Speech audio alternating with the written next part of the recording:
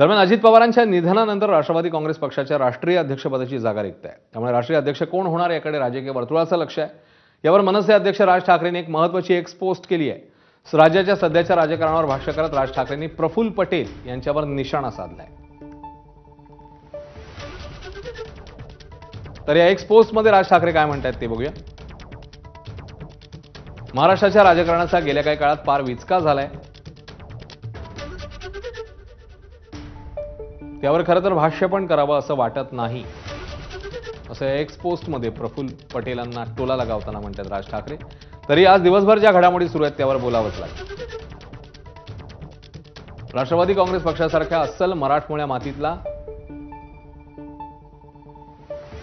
आणि रांगड्या पक्षाचा अध्यक्ष हा कोणीही मराठी असावा, पाटील असावा, पटेल नाही, असं म्हणतात राज ठाकरे.